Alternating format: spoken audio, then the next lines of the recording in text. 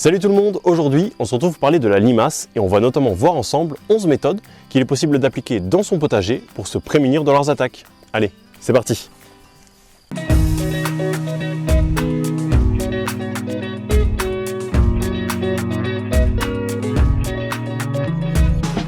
Alors je tiens à dire que j'ai beaucoup de chance car je suis actuellement dans un jardin où il y a très peu de soucis de limaces et je pense que c'est notamment dû au fait que je suis dans un microclimat plutôt chaud et sec et que les prédateurs de nos amis gastéropodes sont présents en très grand nombre. Et donc je dois avouer que je suis plutôt tranquille de ce côté-là. Mais il faut savoir que ça n'a pas toujours été le cas puisque dans mon premier jardin, dans lequel je ne suis plus depuis maintenant plus d'un an, j'étais littéralement envahi de limaces à un point où aucun semis direct de laitue ne survivait et où les pertes de certains légumes avoisinaient les 50 voire 60%. J'ai donc inévitablement appris à jardiner avec elles en essayant autant que possible de me prémunir de leurs attaques et je préfère vous le dire de suite, ce n'est pas quelque chose de simple.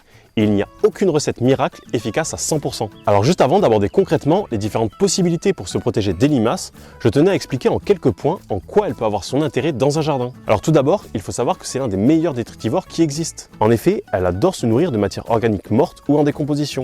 Et elle sera d'ailleurs principalement attirée par ça.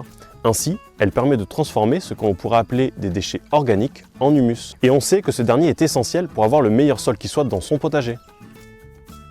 Un autre point important, c'est que la limace est à la base de nombreuses chaînes alimentaires. Et elle permet donc d'avoir de nombreux prédateurs auxiliaires dans son potager, comme des crapauds, des hérissons, des lézards, des vers luisants, des carabes ou encore différents oiseaux.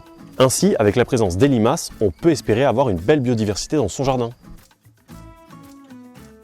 Et enfin, il faut savoir que ces gastéropodes aident à la régulation des maladies fongiques. En effet, dès qu'une plante à feuilles tendres est parasitée par un champignon, cela attire les limaces qui vont se nourrir en priorité des feuilles infectées. Et même si parfois la jeune plante se fait entièrement dévorer, ça aura évité que la maladie ne se propage trop rapidement aux autres végétaux. Et si vous voulez en apprendre un peu plus sur les limaces, je vous invite à aller voir la vidéo très intéressante d'Hervé Koff, dont le lien se trouve dans la description de la vidéo.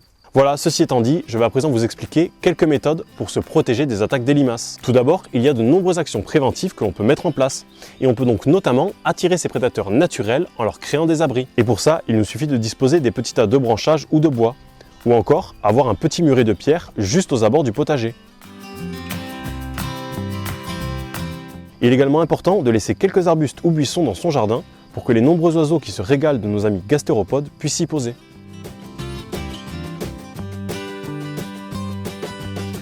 Une autre action préventive consiste à déposer vos déchets de cuisine directement sur vos planches de culture. De cette manière, les limaces préféreront venir se nourrir de ces matières organiques en décomposition plutôt que d'attaquer nos légumes.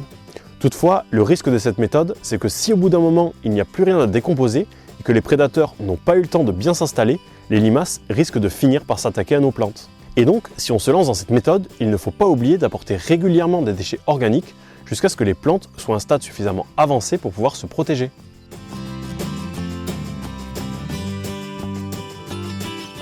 Ensuite, il vous est également possible de mettre un paillage de terreau de compost. En effet, les gastéropodes n'aiment pas forcément s'y déplacer, surtout quand ce dernier est bien sec. Et j'ai également découvert qu'en mettant un peu sur les feuilles des plantes, les limaces n'apprécient pas forcément. Alors, ça constitue plus une gêne qu'un réel obstacle, mais je trouve que c'est toujours bon à prendre, car cumulé avec d'autres actions, on arrivera à limiter leurs attaques. Et puis du terreau de compost, ça reste quelque chose de très bénéfique pour nos plantes potagères, et en plus, en début de saison, ça permet de réchauffer rapidement notre sol. Donc je me dis qu'avec ces autres bénéfices que ça apporte, autant ne pas s'en priver.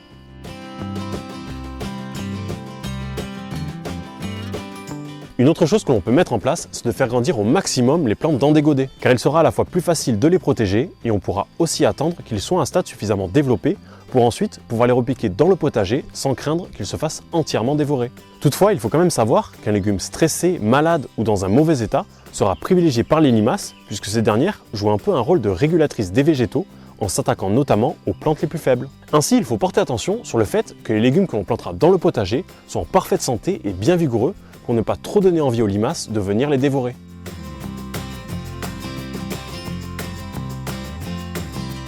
Alors pour ce qui est des laitues, puisque ce sont clairement les légumes favoris des limaces, j'ai eu l'occasion de constater que celles ayant des couleurs plus sombres, tirant sur le brun ou le rouge, subissaient moins d'attaques que celles étant complètement vertes. Alors je ne saurais vraiment pas vous dire pourquoi et je n'ai trouvé aucune documentation approfondie sur le sujet. Donc ça reste une observation personnelle et même si d'autres jardiniers ont pu le confirmer, c'est quelque chose que je ne peux pas vous garantir à 100%. Mais je pense que ça peut valoir le coup d'essayer de planter des laitues avec un feuillage un peu plus sombre durant les périodes propices aux attaques des gastéropodes, car elles semblent être moins attractives.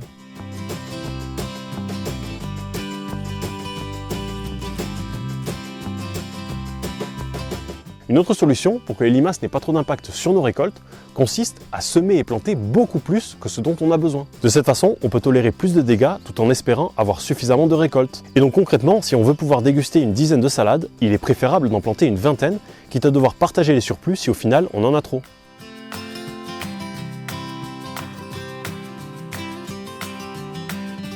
Une autre action vraiment très simple à mettre en place et que l'on oublie souvent, c'est de prendre soin d'arroser le matin plutôt que le soir. En effet, les limaces sont des animaux plutôt nocturnes qui craignent énormément les rayons du soleil et un arrosage juste avant la nuit créera un environnement très favorable à leur développement. Donc surtout, évitez d'arroser le soir.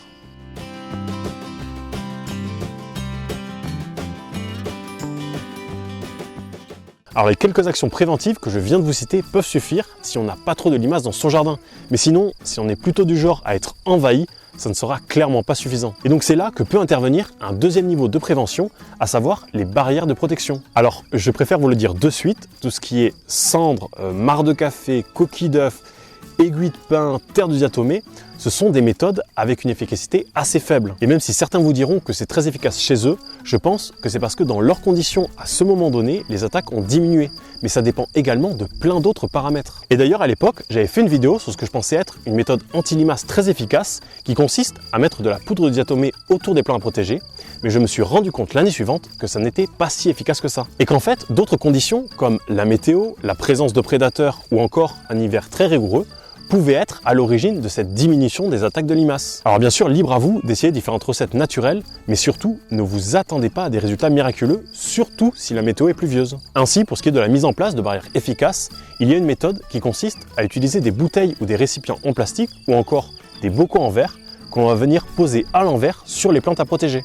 Alors le gros inconvénient de cette méthode, qui reste quand même très efficace, c'est qu'il faut venir retirer le dispositif dès qu'il y a le moindre rayon de soleil. Sinon, il y a un risque que les plants meurent de chaud. Et le deuxième inconvénient, c'est que les plants vont très vite se sentir à l'étroit.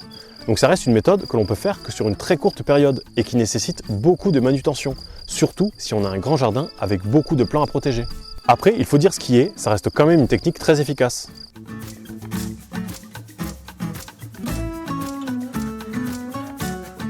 Une autre méthode, qui elle aussi est très efficace mais très coûteuse, consiste à placer des barrières électrifiées autour des zones à protéger. Alors bien évidemment, ce dispositif doit s'accompagner d'un prélèvement manuel des gastéropodes déjà présents dans la zone de culture pour les en sortir et ainsi être sûr qu'aucune limace ne s'aventure parmi vos légumes.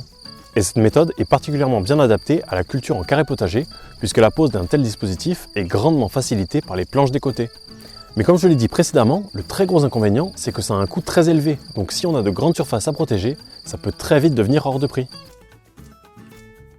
Maintenant, on va passer aux méthodes dans lesquelles on va intervenir pour essayer de réguler une trop grande population de limaces dans notre potager. Et bien sûr, je conseille d'utiliser ces méthodes seulement si toutes les actions préventives que l'on aura pu mettre en place ne sont pas suffisamment efficaces. Alors je préfère le dire de suite, je ne vais pas aborder les pièges à bière qui pour moi est une méthode pas forcément très bonne, puisque tout d'abord, ça a tendance à attirer les limaces qui pourraient se trouver à l'extérieur du potager. Ensuite, les insectes et autres petites bêtes en tout genre pourraient s'y noyer. Et pour terminer, dès qu'il pleut, la bière se retrouve diluée et perd donc toute sa capacité d'attraction des limaces. Et il y a aussi tout ce qui est granule, que je ne privilégie pas forcément, puisque tout d'abord, il s'agit d'un intrant qui provient de l'industrie agrochimique, ce que j'essaie d'éviter au maximum. Et ensuite, je me dis que quitte à tuer des limaces, autant faire la méthode que je vais vous présenter un peu plus tard et qui a le mérite en plus d'apporter une meilleure efficacité sur le long terme. Alors une technique de régulation qui est très clairement utilisée par une grande partie des jardiniers consiste à un prélèvement régulier de nos amies gluantes dans les zones de culture pour ensuite aller les déposer ailleurs. Alors même si sur le moment ça peut paraître efficace, ça ne l'est pas tant que ça, car d'autres limaces finissent toujours par occuper l'espace vacant. Et quand on sait qu'elles sont capables de parcourir plusieurs mètres chaque nuit, on comprend très vite que cette méthode implique d'y consacrer beaucoup de temps de façon quotidienne et à la tombée de la nuit pour une meilleure efficacité. Donc je l'ai fait à une époque, mais j'ai très vite été découragé quand je voyais que malgré mes efforts, il y avait toujours autant de limaces présentes. Après, si on applique cette méthode en plus d'un maximum d'actions préventives que j'ai pu vous citer précédemment, il y a de fortes chances pour qu'il y ait une assez bonne efficacité.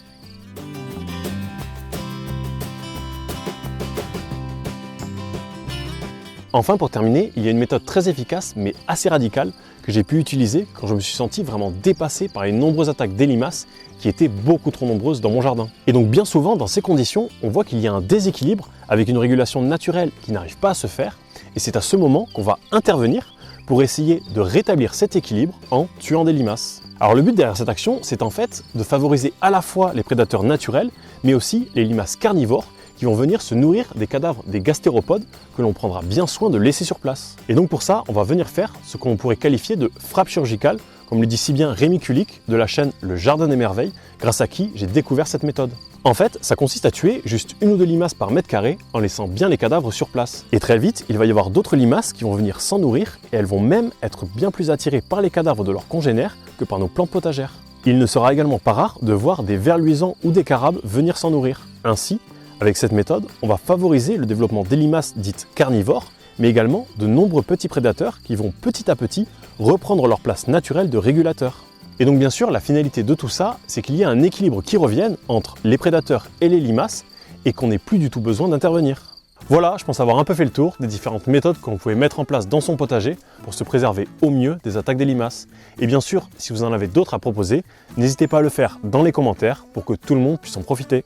En tout cas, j'espère que cette vidéo vous a plu et que vous avez passé un bon moment. Sur ce, je vous dis bon jardinage et à la prochaine pour de nouvelles vidéos.